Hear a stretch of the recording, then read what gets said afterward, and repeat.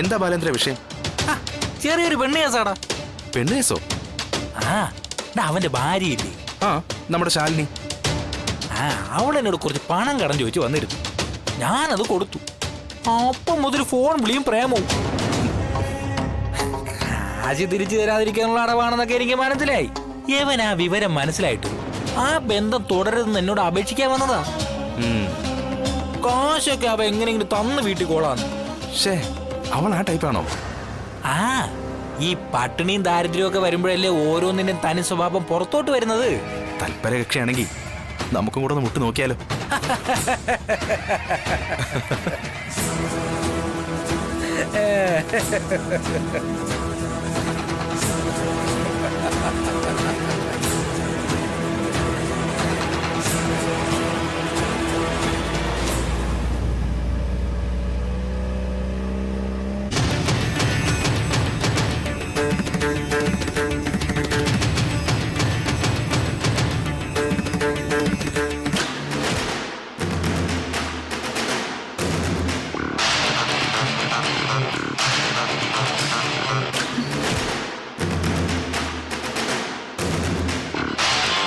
പത്മാവതി, സത്യഭാമയെ വിളിച്ചു പറഞ്ഞിട്ട് കുറച്ചു നേരം ആയല്ലോ. അപ്പൊ ഭാമാന്റി വന്നെന്നെ കൂട്ടിക്കൊണ്ടു പോവും. അവരൊന്നും ഇനി വരുമെന്ന് തോന്നുന്നില്ല. വേണ്ടത് എന്താന്ന് വെച്ച് കഴിഞ്ഞാൽ ഇപ്പൊ നോക്കാം. എന്ത് ചെയ്യാനാ സരോജം? ദേ എന്റെ കൈയും കാലും വിറച്ചു തുടങ്ങിയിട്ടുണ്ട്. ഇക്കണക്കിനാണെങ്കിലേ എവൾ ഇവിടെ കിടന്ന് തന്നെ ചാവും. അത് പ്രശ്നമാവേ. അയ്യോ സരോജേ, നീ പേടിക്കണ്ട പത്മാവതി. നമ്മൾ ഇവിടെ ഒരു പഴമ്പായൽ പൊതിഞ്ഞു കെട്ടി ആമയിഴഞ്ചൻ തോട്ടിലേക്ക് എറിയും. കൊത്തൊഴുക്കല്ലേ, അറബിക്കടലിൽ ഏതെങ്കിലും തിമിംഗലത്തിന്റെ വായിലേക്ക് പൊന്തു. എന്റെ അമ്മച്ചി, അല്ല ഇവക്ക് ജീവനുണ്ടെങ്കിലോ?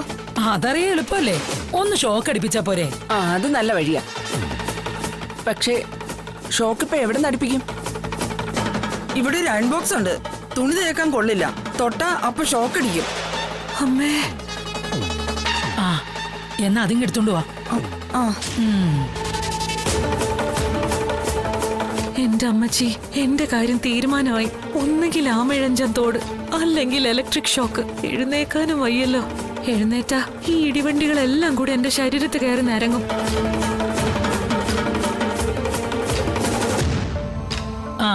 ആ വടിയും കന്നി. കൊല്ലല്ലേ തള്ളച്ചുമാരെ.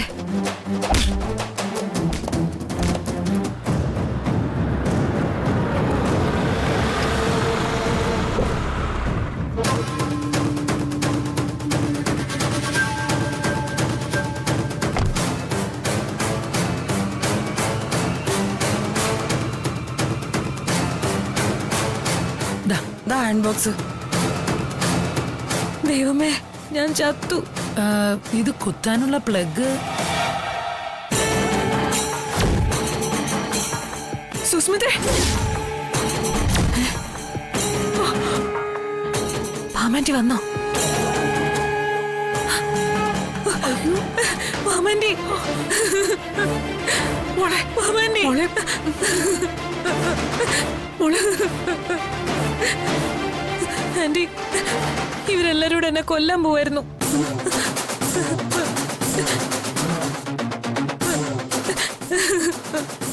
എന്താ ഇവിടെ? ആന്റി,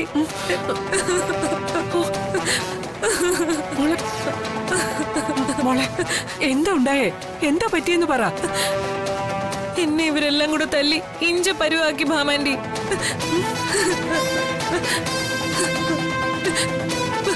വേദന സഹിക്കാൻ വയ്യാതെ എന്റെ ബോധം പോയി. അപ്പൊ ഇവര് പറയാ ഇവിടെ കിടന്ന് ചാവും, അതുകൊണ്ട് പഴമ്പായിൽ കെട്ടി ആമയിഴഞ്ചൻ തോട്ടിലേക്ക് എറിയാമെന്ന്. അല്ലെങ്കിൽ ജീവനുണ്ടോന്ന് അറിയാൻ ഈ അയൺ ബോക്സ് കൊണ്ട് ഷോക്ക് അടിപ്പിച്ച് നോക്കാന്ന്. ഈ ഗുസ്തിക്കാരുടെ കയ്യിലിരിക്കുന്ന അയൺ ബോക്സ് കണ്ടോ?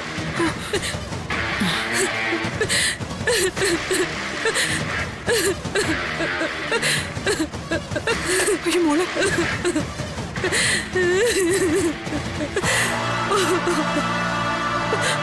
ഇവള് പറഞ്ഞത് സത്യമാണോ? പത്മാവതിയോടെ ചോദിച്ച സത്യമാണോന്ന്? അല്ല നിങ്ങളാരാ? വലിയ കൊമ്പത്തെ പോലീസേമാരോട് ചോദ്യം ചെയ്യല് പോലെ ഉണ്ടല്ലോ നിങ്ങളുടെ മട്ടും ഭാവവും കണ്ടിട്ട്. നിങ്ങൾ ചോദിക്കുന്ന ചോദ്യത്തിനൊക്കെ കയ്യും കെട്ടിയെന്ന് മറുപടി പറയാനേ ഞങ്ങള് നിങ്ങളുടെ അടിയത്തിമാരൊന്നുമല്ല. നാട്ടുരാജാവാണെന്നൊരു വിചാരം ഉണ്ടെങ്കിലേ അത് ഈ കോളനിയുടെ ഗേറ്റിന് പുറത്ത്. ഇത് ചൈന കോളനിയാണ്, ചൈന കോളനി. പത്മാവതി, സത്യഭാമ ആരാണെന്ന് ഇവക്കൊന്ന് പറഞ്ഞു കൊടുക്കുന്നു. പത്മാവതി, ഈ സരോജ ആരാണെന്ന് പറഞ്ഞു കൊടുത്തേക്ക് ഇവൾക്ക്. ഇവിടെന്നോ?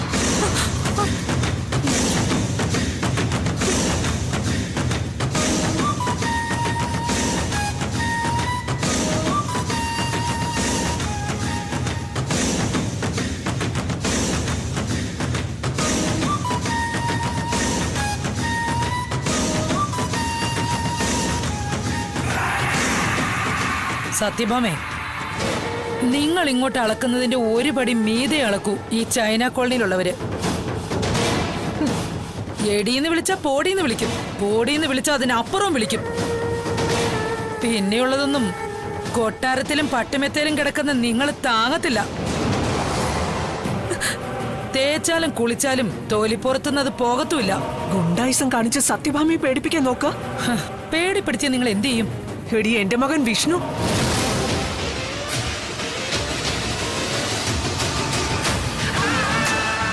സത്യഭാമയും വിഷ്ണു ഇനി ഒന്നല്ല, രണ്ട്. ആ, നിങ്ങളുടെ മകൻ വിഷ്ണു? ബാക്കി കൂടി പറ സത്യഭാമേ. ഈ ഇരിക്കുന്ന പാഴിന്റെ വാക്ക് വിശ്വസിച്ച് നിങ്ങൾ അവനെയും ഭാര്യ അടിച്ചിറക്കി വിട്ടു എന്നുള്ളത് ഈ നാട്ടുകാർക്ക് മൊത്തം അറിയാ സത്യഭാമേ.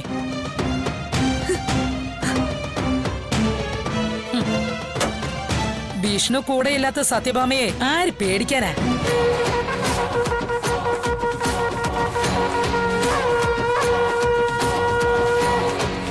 പോലീസും പൊളിറ്റിക്സും പവറും ഒക്കെ ചേർന്ന് ഗുണ്ട പോലീസ്.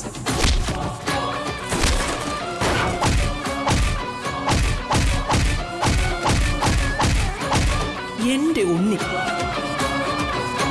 നിങ്ങളുടെ കയ്യിൽ 10 കാശുള്ളത് കൊണ്ട് തല്ലാനും കൊല്ലാനും ഒക്കെ വാടകയ്ക്ക് ആളെ കിട്ടുമായിരിക്കും. പക്ഷേ ചങ്ക് പറിച്ച് സ്വന്തം ജീവൻ കൊടുത്ത് കൂടെ നിൽക്കുന്ന ഒരു മകനെ കിട്ടില്ല സത്യഭാമേ. നിങ്ങൾ ഒഴികെ ബാക്കി എല്ലാവർക്കും അക്കാര്യം അറിയാം. നേരെ കാശിന് വേണ്ടി വെട്ടാനും കുത്താനും പോകുന്നവരാ ഈ ചൈന കോളനിയിലുള്ളവര്. പക്ഷേ കൂട്ടത്തിൽ ഒരാൾക്കൊരു പ്രശ്നം വന്നാ ഞങ്ങളാരും കാശ് ലാഭം നോക്കി നിൽക്കില്ല. അവസാനത്തുള്ളി ചോരയും കൊടുത്ത് കൂടെ നിൽക്കും. പണം കൊണ്ട് കണ്ണു മൂടിപ്പോയ നിങ്ങളെപ്പോലുള്ള കൊച്ചമ്മമാർക്ക് ആ സ്നേഹത്തിന്റെ ആഴം അറിയില്ല. അതുകൊണ്ടേ ഭരണത്തിനൊന്നും നിൽക്കാതെ ഈ ആസത്തിനെ തൂക്കിയെടുത്തോണ്ട് പൊയ്ക്കോ. പത്മാവതി, നിങ്ങളെ ഇതിന് സമാധാനം പറയേണ്ടത്. എന്റെ മകനെ ഈ ഇരിക്കുന്നവൾക്കൊപ്പം പഞ്ചകൈലാസത്തിലേക്ക് പറഞ്ഞു വെച്ചത് നിങ്ങളാ സത്യാമ്മേ. അവനിപ്പോ ജീവനോടെ ഉണ്ടോന്ന് പോലും അറിയില്ല. അവനെ ഒന്ന് കണ്ടുപിടിച്ച് തരുമോന്ന് ചോദിച്ച് പലവട്ടം ഞാൻ കണ്ണീരും കയ്യുമായി നിങ്ങളുടെ പടി നിരങ്ങിയിട്ടുണ്ട്. അന്നൊക്കെ നിങ്ങൾ എന്നെ ഓരോന്ന് പറഞ്ഞ് സമാധാനിപ്പിച്ചു. പിന്നെ നിങ്ങൾ ആ കാര്യം വിട്ടു. പക്ഷേ എനിക്കതങ്ങനെ വിടാൻ പറ്റില്ലല്ലോ. ഓരോ നിമിഷവും അവനെ ഓർത്ത് നേറിക്കൊണ്ടിരിക്കുവാ ഞാൻ. രോഹിത്തിനെ കണ്ടുപിടിക്കാൻ വേണ്ടി ഞാൻ ഒരു ശ്രമവും നടത്തിയിട്ടില്ലെന്നാണോ പത്മാവതി പറയുന്നത്? നിങ്ങൾ ശ്രമിച്ചു. രോഗത്തിന് വേണ്ടിയുള്ള അന്വേഷണം എവിടെ എത്തിയെന്നോ എന്തെങ്കിലും ഒരു രൂപം ഉണ്ടോന്ന് അറിയോ നിങ്ങൾക്ക്?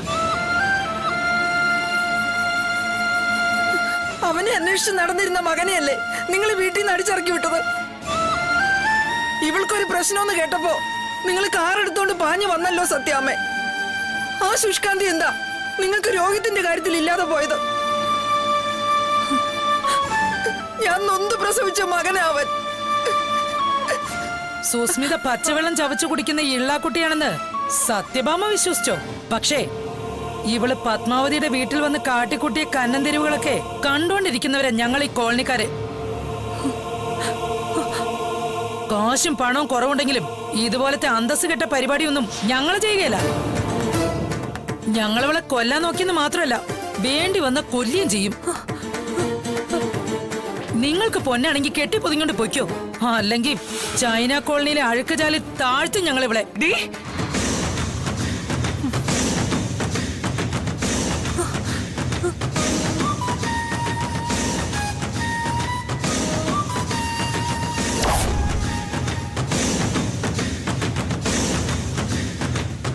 നേരത്തെ പറഞ്ഞത് ഓർമ്മയുണ്ടല്ലോ, കണ്ണിന് കണ്ണ്, പല്ലിന് പല്ല്. അതാ ഈ ചൈന കോളനിയിലെ നീതിയും നിയമവും.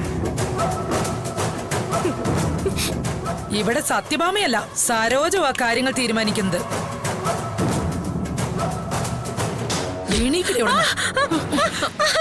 നിന്ന് നാണം കെടാതെ ഈ ശവത്തെ കൂട്ടിക്കൊണ്ട് പോ സത്യഭാമേ. മോളെ,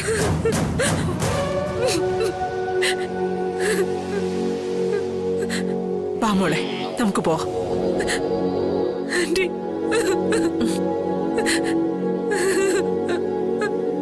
അയ്യോടി പാവം, ഇപ്പൊ പിറന്ന് വീണതേ ഉള്ളൂ. മോള് കരയാതെ, എല്ലാത്തിനും ഞാൻ കണക്ക് പറയിക്കുന്നുണ്ട്. ആ, നമുക്ക് കാണാം. വാ മോളെ, ഇനി ഒരു നിമിഷം നമുക്ക് ഇവിടെ നിൽക്കണ്ട. വാ.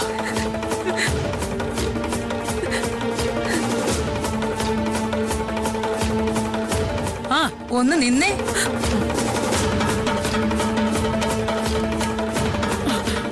ദാ പിടിച്ചു.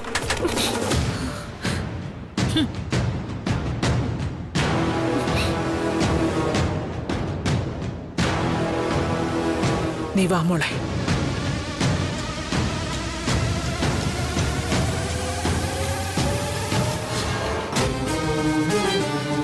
സരോജ്, സത്യാമ്മയെ പിണക്കി അയച്ചിരിക്കുന്നത്. ഹ, എന്തോന്ന് സത്യഭാമ, ഈ തടിയും തൂക്കമൊക്കെ ഉള്ളു പത്മാവതി. അവരുടെ ജീവിതം കൊത്തിമാന്തി കൊളം കോരാനുള്ള അരിക്കൊമ്പനെയാ അവരിപ്പോ കെട്ടിപ്പിടിച്ച് കാറി കയറ്റി കൊണ്ടുപോകുന്നേ. ഹ, ഭൂലോക മണ്ടി. മോള് കേറിക്കോ.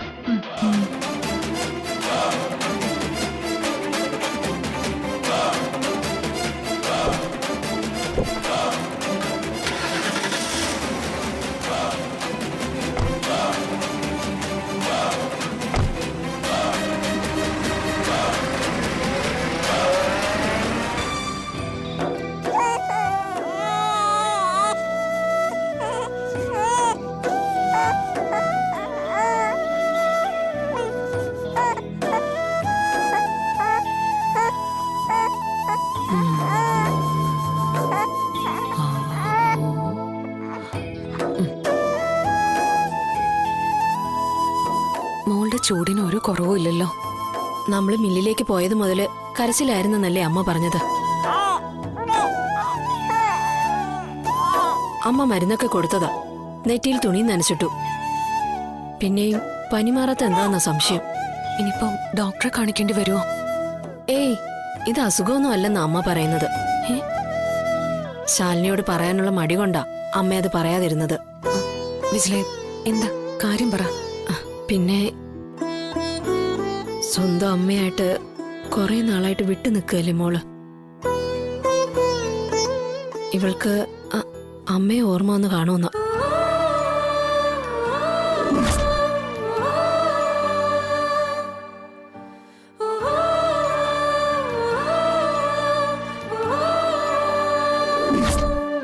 പ്രീതി, ശാലിനി, ഏയ് വിഷമിക്കല്ലേ ശാലിനി. വിഷമമൊന്നുമില്ല. ഒരിക്കൽ അമ്മ എന്നോട് സൂചിപ്പിച്ചതായി കാര്യം. ഇവളെ അമ്മയെ കാണിക്കാൻ എന്തേലും വഴിയുണ്ടോന്ന് ഞാനൊന്ന് നോക്കട്ടെ. ഞാൻ വിഷ്ണുവേട്ടനെ ഒന്ന് വിളിക്കട്ടെ. സത്യാമ്മ അവിടെ ഇല്ലേലേ, മൂക്കമ്മോണ്ട് അമ്മയെ കാണാട്ടോ.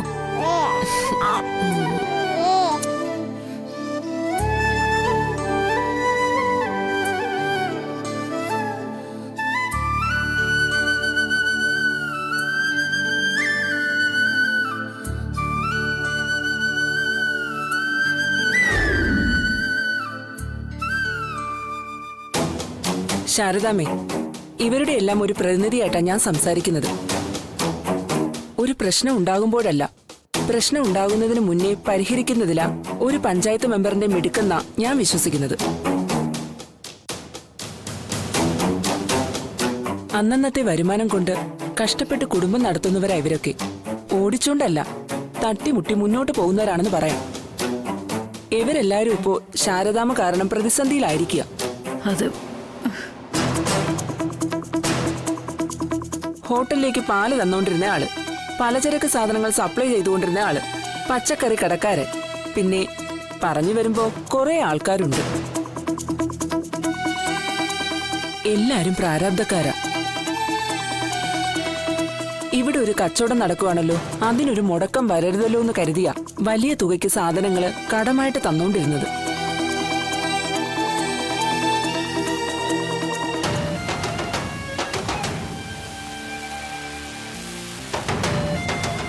ഹോട്ടലിൽ നടന്നുകൊണ്ടിരുന്നപ്പോ ശാരദാമ്മ അതൊക്കെ കൃത്യമായ ഇടവേളകൾ കൊടുത്ത് വീട്ടിയിട്ടുമുണ്ട്.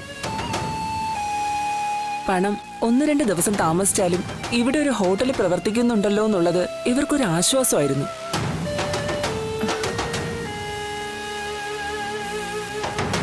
ഇതിപ്പോ ഹോട്ടലില്ല, അതൊക്കെ ഇനി എന്തെങ്കിലും തുറക്കുമെന്നുള്ളതിനൊരു ഉറപ്പുമില്ല.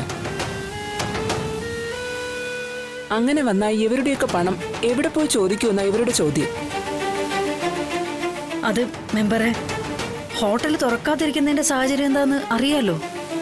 അതൊക്കെ ഇവർക്ക് അറിയേണ്ട വല്ല കാര്യമുണ്ടോ ശാരദാമ്മേ? ശാരദാമ്മ ബാലചന്ദ്രനോട് കടം വാങ്ങിച്ചിട്ട് എവർക്കാക്കെങ്കിലും പണം വീതിച്ചു കൊടുത്തോ? അതോ ഹോട്ടൽ മെച്ചപ്പെടുത്താനായിട്ട് പണം മുടക്കിയോ? ഇല്ലല്ലോ. ഹോട്ടലൊന്ന് തുറന്നു കഴിഞ്ഞാ ഞാനത് എങ്ങനെയെങ്കിലും. അതിന് എന്ന് തുറക്കുമെന്നാ? അങ്ങനെ അനന്തകാലമൊന്നും കാത്തിരിക്കാൻ പറ്റില്ല മെമ്പറേ. അല്ല, കണ്ടില്ലേ, ശാരദാമ്മയുടെ ഹോട്ടൽ ആയതുകൊണ്ടാ ആൾക്കാരൊക്കെ ഇവിടെ വന്ന് ബഹളം വയ്ക്കാത്തത്. എന്നാലും ഓരോരുത്തരും ഓരോ പ്രശ്നത്തിലാ ശാരദാമ്മേ.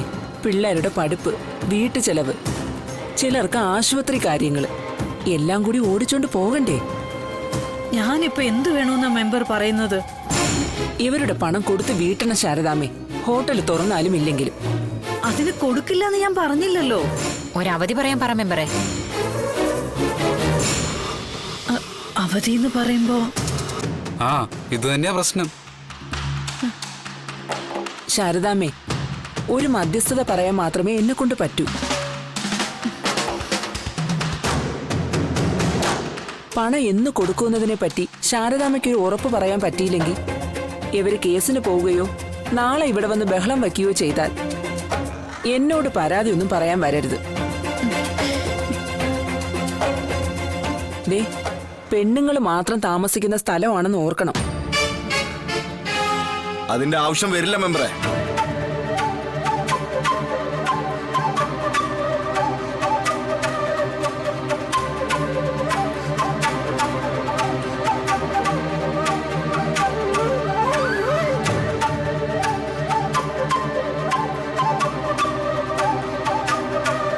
പറഞ്ഞ അവധിക്കുള്ളിൽ പണം തന്നിരിക്കും.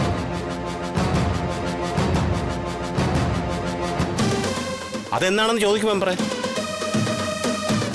നാളെ.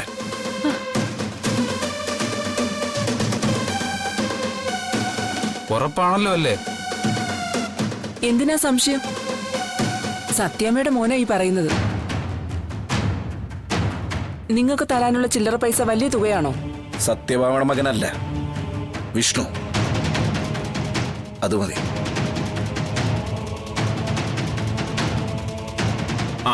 എന്തായാലും വേണ്ടില്ല, ഞങ്ങൾക്ക് കാശ് കിട്ടിയാൽ മതി. ശാരദാമ്മേ, വിഷ്ണു പറഞ്ഞ ഉറപ്പിൽ ഞാൻ ഇവരെയൊക്കെ ഇപ്പൊ പറഞ്ഞു വിടുക.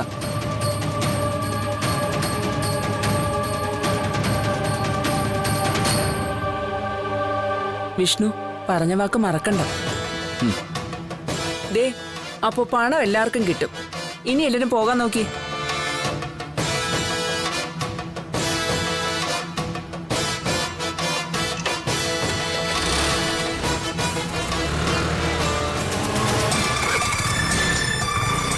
വിഷ്ണു, നമ്മുടെ പാർട്ടി ഫണ്ടിലേക്കും എന്തെങ്കിലും കൂടി ഒന്ന്. അപ്പോ ശരി ശാരദാമ്മേ, എല്ലാം പറഞ്ഞോലെ.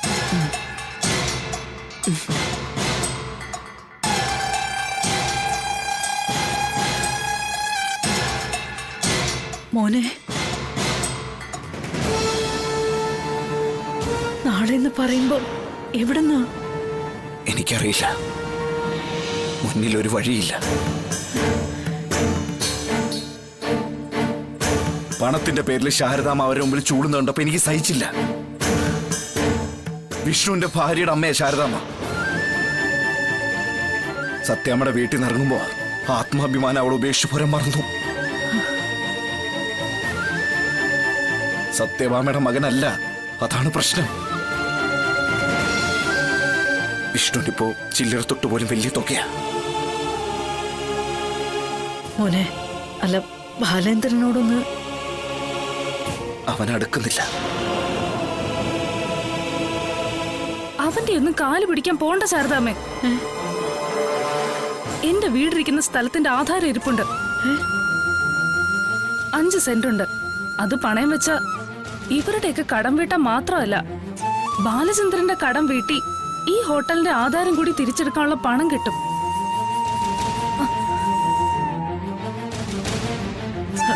അപ്പൊ നിന്റെ വീടിന്റെ കാര്യോ ശാന്തേ? ചന്ദ്രേട്ടന്റെ കയ്യിലിരിപ്പ് കാരണം എന്നും ബാങ്കിലിരിക്കാനാ ആ ആധാരത്തിന്റെ വിധി. ഇപ്പൊ തിരിച്ചെടുത്തിട്ടും ഒരാഴ്ച തികഞ്ഞിട്ടില്ല. ഇപ്പൊ അതെടുത്ത് ഉപയോഗിച്ച അതൊരു നല്ല കാര്യത്തിന്. അല്ലെങ്കിൽ വൈകാതെ അത് ബ്ലേഡുകാരുടെ കയ്യിലാവും. അവര് കൊടുക്കുന്ന കാശ് കള്ളു ഷാപ്പിലും പോവും. അതിലും ഭേദമില്ലേ ശാരദാമ്മ ഇത്? എന്നാലും ശാന്തേ, ഒരെന്നാലും ഇല്ല ശാരദാമ്മേ. അപ്പൊ അതങ്ങനെ തന്നെ ചെയ്യാം. മോനെ, മോനെന്ത് പറയുന്നു? സാരമില്ല ശാരദാമ്മ. ശാന്തയുടെ വീടിന്റെ ആധാരം അത് നമ്മളത് തിരിച്ചു കൊടുക്കുമല്ലോ. എന്റെ ശരീരത്തിലെ ഓരോ അവയവങ്ങളും മുറിച്ചു വിറ്റിട്ടാണെങ്കിലും ഈ കുടുംബശ്രീ ഹോട്ടൽ ഞാൻ സംരക്ഷിച്ചിരിക്കും.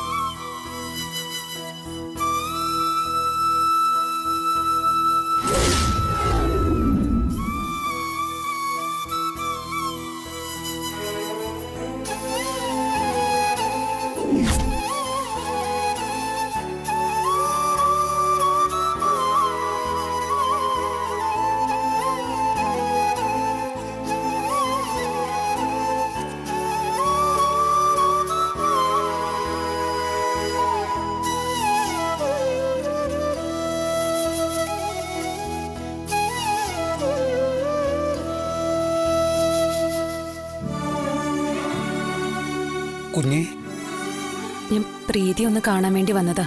നന്നായി. മോളുടെ ശബ്ദമെങ്കിലും കേൾക്കണമെന്ന് പ്രീതി കുഞ്ഞിനും ആഗ്രഹം ഉണ്ടാവുമല്ലോ. അതിനാണെങ്കിൽ ഉള്ളിലുള്ളതൊന്നും പുറത്തേക്ക് പ്രകടിപ്പിക്കാനും വയ്യ. പിന്നെ സുഖമല്ലേ കുഞ്ഞെ? സുഖമായിരിക്കുന്നു പിള്ളച്ചേട്ടാ. സത്യമ്മ മടങ്ങി വന്നില്ലല്ലോ? ഇല്ല കുഞ്ഞെ. ഞാൻ അച്ഛനെ ഫോൺ ചെയ്ത് ചോദിച്ചിരുന്നു. ഞാന് കോടതിയിലൊന്ന് പോവാ കുഞ്ഞെ. സത്യമ്മയുടെ ഒരു കേസുണ്ട്. എന്നാ ഞാൻ പോയിട്ട് വരാം. വിഷ്ണുമോനോട് അന്വേഷണം പറയണേ. ഞാനും ഉടനെ മടങ്ങും പിള്ളച്ചേട്ടാ. സത്യമ്മ വരുന്നതിന് മുന്നേ പോണം. ശരി.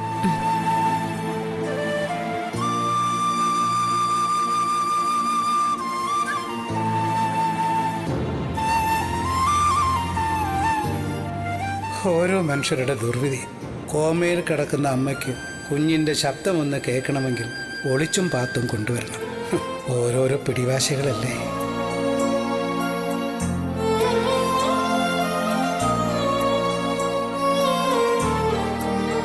അച്ഛാ, മോളെ വാ. മോളെ കുഞ്ഞിനേക്ക് തന്നേ മോളെ.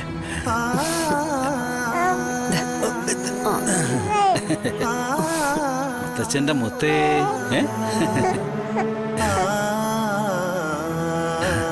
മോളു ഇങ്ങോട്ട് നോക്ക്. അവക്ക് പനിയാച്ചാ. മുത്തശ്ശന്റെ മുഖം ഉവ്വ പിടിച്ചോ?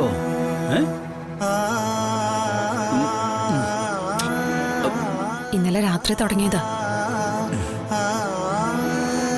സാധാരണ ഹോമിയോ മരുന്ന് കൊടുക്കുമ്പോ പനി വിടുന്നതാ. ഇതെന്തോ വല്ലാത്തൊരു പിടിവാശിയും ശാഠ്യവും ഒക്കെ. ആണോ മോളെ? അപ്പൊ ഞാൻ വിചാരിച്ചു പ്രീതി ഒന്ന് കൊണ്ടുവന്ന് കാണിക്കാന്ന്. എല്ലാവരും പറയുന്നത് കുഞ്ഞിന് അമ്മയുടെ സാമീപ്യം വേണമെന്നാ. നന്നായി മോളെ.